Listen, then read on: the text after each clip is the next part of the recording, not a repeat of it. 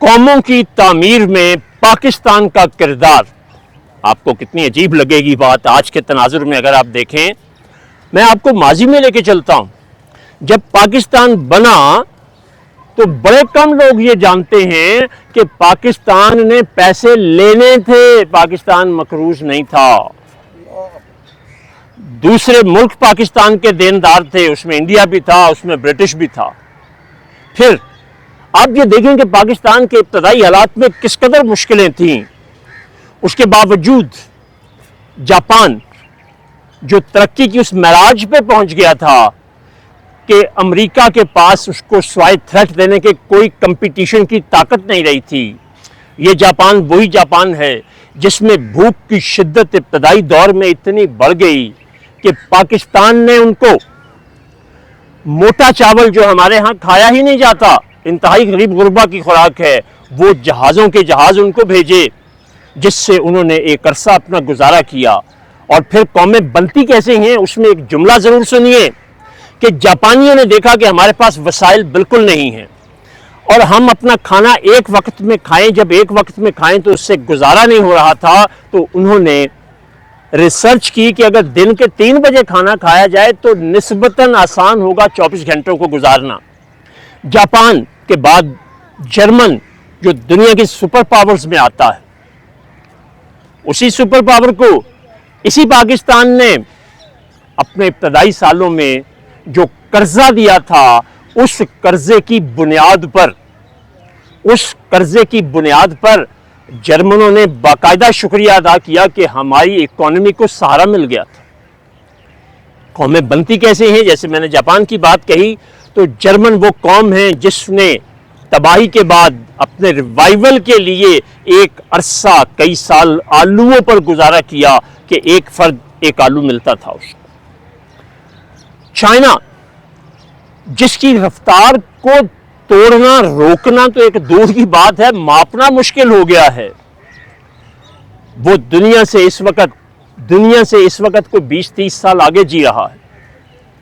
یہ وہی چائنا ہے جیسے ہمارے لیے قائد اعظم محترم اور معتبر ہیں، اسی طرح ان کے بابائے قوم ماؤ زے تون ہیں، ان کے وزیر اعظم چو ان لائی، یہ دونوں آپ کے ملک پاکستان کے شہر لاہور میں آئے اور انہوں نے ہماری پیکو فیکٹری کس درجے کی اعلیٰ ترین انجینئرنگ سٹیل فیکٹری تھی کہ 1-2-3 دن وہ ٹھہرے اور اس کو معائنہ کیا اور اس کی بنیاد پہ جا کے اپنے ہاں سٹیل کا کام شروع کیا، اپنی پہلی سٹیل مل لگائی. ان کا جیسے ہمارا اسٹیٹ بینک ہے، ان کا شنگھائی بینک ہے، اس بینک کی بنیادی ڈھانچے کے لیے انہوں نے پاکستان کے اسٹیٹ بینک سے مدد لی. دنیا کی 4 بہترین ایمریٹس میں ایئر لائنز ہیں، ان میں ایک ایمریٹس بھی ہے. ایمریٹس کی بنیاد پی آئی اے کی طرف سے ایک جہاز توفتاً دے کے رکھی گئی اور اس کی تمام تربیتی مراحل جو ہیں وہ پاکستان میں ہوئے تھے.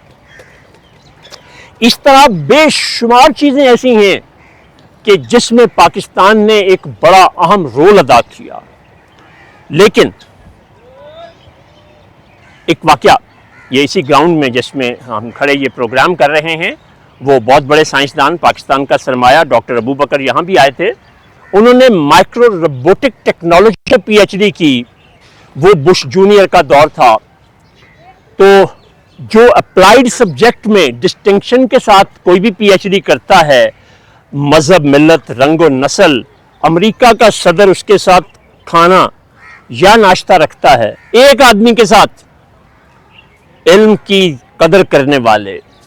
انہوں نے اس زمانے میں اس کو 40 لاکھ روپے ابتدائی اور دنیا کی ہر سہولت دی، آفر کی، اور $1 ارب کا اس سیدھے سادھے نوجوان نے ایک کانٹریکٹ لے لیا جس کو ہماری حکومت وقت نے کسی مصلحت کے تحت، میں اس سے اور کوئی دوسرا لفظ نہیں استعمال کرتا، یہاں پاکستان آ گیا، کوئی پوچھنے والا نہیں تھا اس کو. لمز نے اس کو اس زمانے میں آئیڈینٹیفائی کیا تو 3-4 لاکھ روپے کے پیکج پہ رکھا، آج تک وہ پاکستان میں. تو کہنے کا مطلب ہے کہ وہ جو اقبال نے کہا تھا نا، ذرا نم ہو تو یہ مٹی بڑی زرخیز ہے ساکی، تو لوگوں کے علاوہ اس وقت ہم میں اجتماعیت تھی، اس وقت ہمارے پاس ایک مقصد تھا. سیاست جو ہے وہ مقصد پر چھائی نہیں تھی. لیکن میں ایک آخری بات آپ سے کہوں، ہمیں پتہ ہی نہیں کہ سیاست یا سیاسی کس کو کہتے ہیں. یہ عربی زبان کا لفظ ہے.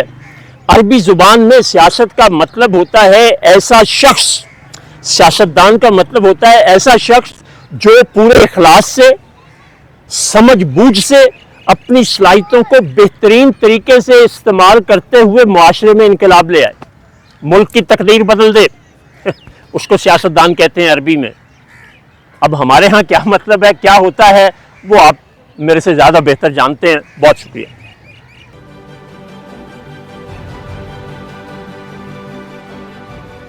عکس، سچائیوں اور حقائق کا عکس.